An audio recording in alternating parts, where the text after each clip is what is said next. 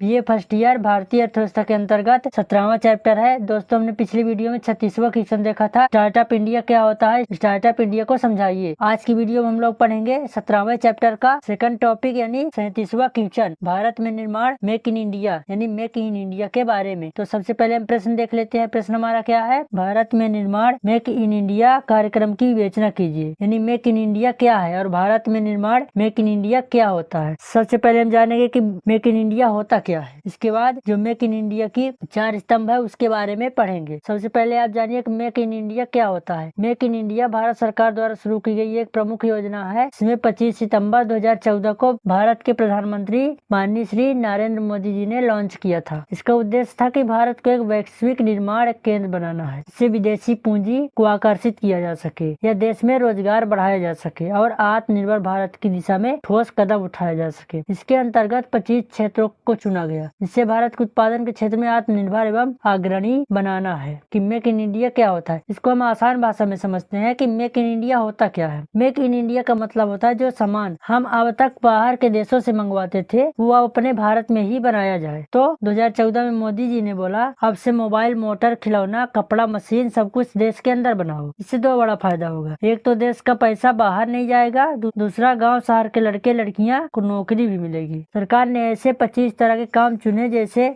Automobile, कपड़ा, machine, दवाई, खेती का सामान, कंप्यूटर और रेलगाड़ी, ताकि इन सबका उत्पादन भारत में ही हो। तो आपको मेक इन इंडिया के बारे में समझ में आ गया होगा। तो आपको समझ में आ गया होगा कि मेक इन इंडिया क्या होता है। अगर हम अपने देश की चीजों को अपनाएंगे तो न सिर्फ देश मजबूत होगा बल्कि हमारे युवाओं को रोजगार मिलेगा। माँ बाप को गर्व होगा कि हर घर में आत्मनिर्भर बनेगा। मेक इन इंडिया एक चुनावी नारा नहीं बल्कि एक मिशन है भारत को अपने पैरों में खड़ा होने का। मेक इन इंडिया योजना का उद्देश्य भारत में विनिर्माण को बढ़ावा देना, विदेशी निवेश को आकर्षित करना और रोजगार का सृजन करना। भारत के निर्माण कार्यक्रम पर 4 स्तंभ आधारित है, जिनका उद्देश्य विनिर्माण सहित अन्य क्षेत्रों को देश के उद्यम को प्रेरित करना है। ये 4 स्तंभ इस प्रकार हैं। सबसे पहला है नवीन प्रक्रियाएं। मेक इन इंडिया पहल के अंतर्गत भारत सरकार ने पारंपरिक नौकरशाही प्रक्रियाओं को सरल एवं पारदर्शी बनाने की दिशा में कई नीतियां लागू की। उद्देश्य यह था कि व्यापार करना आसान हो और निवेशकों को अनावश्यक झंझटों का सामना न करना पड़े। यानी पहले जो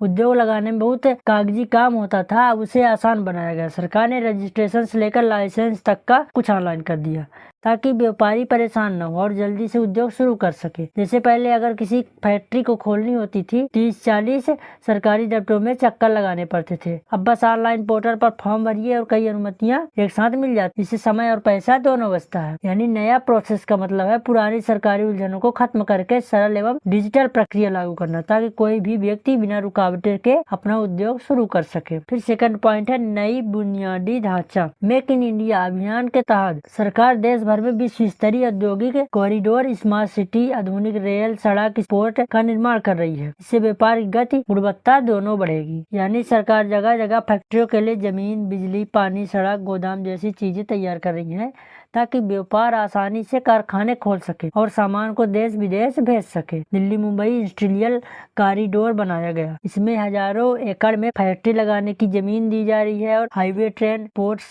का पूरा जाल तैयार हो रहा है। तो मजबूत बुनियादी ढांचा हर उद्योग की रीढ़ होता है। जब सड़क, बिजली और ट्रांसपोर्ट अच्छे होंगे तभी कंपनियां लगेंगी और नौकरियां बढ़ेंगी। फिर तीसरा है नए क्षेत्र। पहले सिर्फ कुछ चुनिंदा चीजें की फैक्ट्रियां लगती थी। अब सरकार ने 25 अलग अलग क्षेत्रों को बढ़ावा दिया ताकि हर क्षेत्र में मैन्युफैक्चरिंग हो सके, चाहे वो मोबाइल फोन या ट्रेन के पुर्जे। इन 25 क्षेत्रों के संबंध में पूर्ण व विस्तृत जानकारी इंटरनेट पर उपलब्ध कराई जा रही है।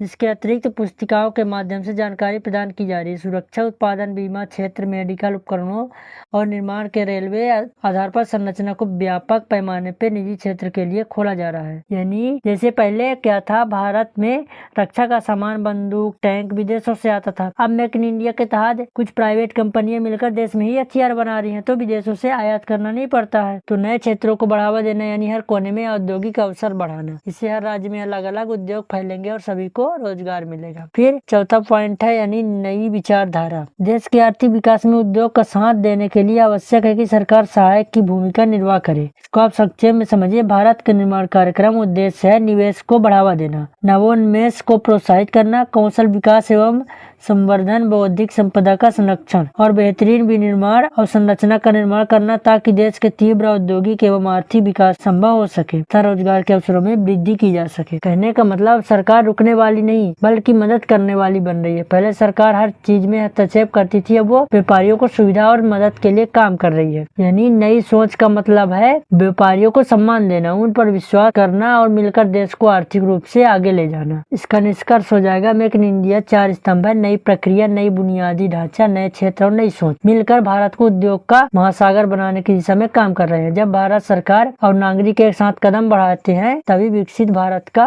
सपना साकार होता है। तो दोस्तों, कैसा लगा ये हमारा वीडियो? अगर ये वीडियो के माध्यम से आप लोगों को मेक इन इंडिया समझ में आया हो तो ये वीडियो अपने दोस्तों में भी शेयर करिए और हमारे यूट्यूब चैनल को सब्सक्राइब करिए, जिससे वीडियो की नोटिफिकेशन सबसे पहले आप तक पहुंचे।